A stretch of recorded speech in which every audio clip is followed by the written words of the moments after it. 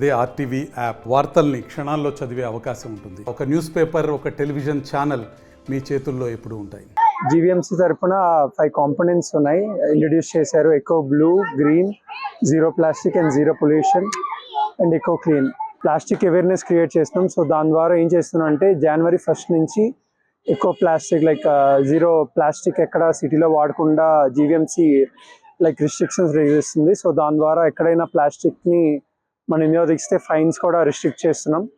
So we request all citizens of Visakhapatnam to say like plastic వాడదని కోరుతున్నాం. రత్నం గారి ఆధ్వర్యంలో జరుగుతున్న గ్రీన్ క్లైమేట్ లో చాలా చక్కని కార్యక్రమాలు జరుగుతూ ఉన్నాయి. అలాంటిదే ఈ రోజు సింగిల్ యూజ్ ప్లాస్టిక్ గురించి ఒక అవగాహన సదస్సు ఏర్పాటు చేశారు మా పాఠశాలలో.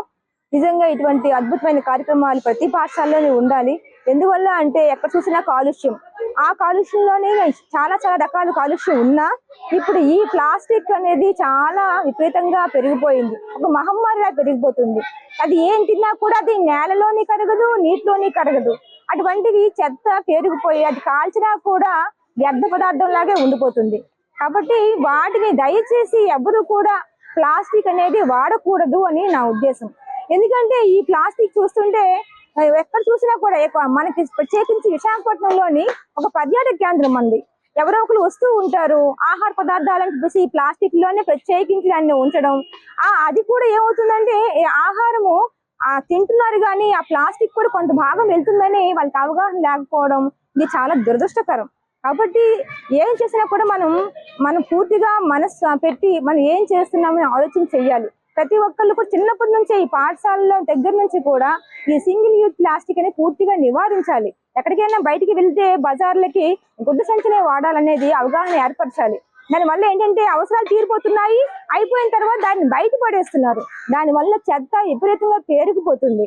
ఇది ఎంతసేపు మనం జీవీఎంసీ వాళ్ళు చేస్తారు, అది చేస్తారు, ఇది చేస్తారు అని చెప్పేసి అనుకునే కంటే నీ వ్యక్తిగతంగా నువ్వేం చేస్తున్నావు, నువ్వు ఎంతవరకు ఇది నివారిస్తున్నావు అనేది ప్రతి ఒక్కరూ అవగాహన ఏర్పాటు చేసుకోవాలి. దయచేసి ప్రతి ఒక్కరు కూడా ఇది అవగాహన చేసుకొని సింగిల్ యూజ్ ప్లాస్టిక్ ని పూర్తిగా నివారించి మనం గుడ్డ సంచిని వాడే విధంగా మనం అందరూ కూడా అవగాహన కల్పిద్దాం. సింగిల్ యూజ్ ప్లాస్టిక్ మీద అవేర్నెస్ పిల్లల్లో కల్పించి వాళ్ళ ద్వారా వాళ్ళ పేరెంట్స్ కానీ వాళ్ళ చుట్టుపక్కల ఉన్న వాళ్ళకి అవగాహన కల్పించడం జరిగింది. ఈ అవగాహన యొక్క ముఖ్య ఉద్దేశం ఏంటంటే రోజు రోజుకి ప్లాస్టిక్ వాడకాన్ని తగ్గించడాన్ని, ముఖ్యంగా సింగిల్ యూజ్ ప్లాస్టిక్ ని తగ్గించి వాడకాన్ని తగ్గించి దాని ద్వారా వచ్చే ప్రభావాల్ని తగ్గించుకోవడం జరుగుతుంది.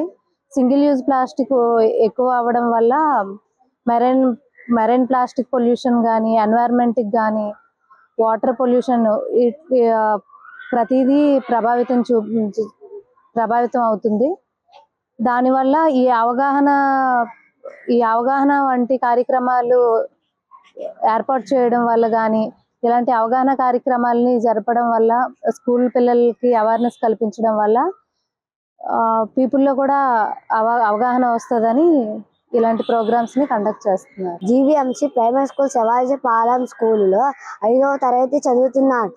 ఇప్పుడు మాట్లాడబోయే టాపిక్ పేరు single use plastic. Single use plastic ఎందుకు వాడకూడదంటే ప్రపంచంలో ప్లాస్టిక్ ఎక్కువగా వాడడం వల్ల చెత్త చెదారం పెరిగిపోయి పశువులు ఆ ప్లాస్టిక్ చెత్తని తిని చనిపోతాయి. ఈ లోకంలో సింగిల్ యూజ్ ప్లాస్టిక్ ఉపయోగించకూడదు. ప్లాస్టిక్ ఆహారం కానీ ప్లాస్టిక్ పదార్థాలు ఎవరు తినకూడదు. అందువల్ల పాఠశాలలో ప్లాస్టిక్ ఆబ్జెక్ట్స్ ఉపయోగించకపోవడమే మంచిది. మరిన్ని వీడియోస్ కోసం ఛానల్ ని సబ్స్క్రైబ్ చేయండి. లేటెస్ట్ అప్డేట్స్ కోసం వాట్సాప్ ఛానల్ ని ఫాలో అవ్వండి. ఆ లింక్ డిస్క్రిప్షన్ లో ఉంది.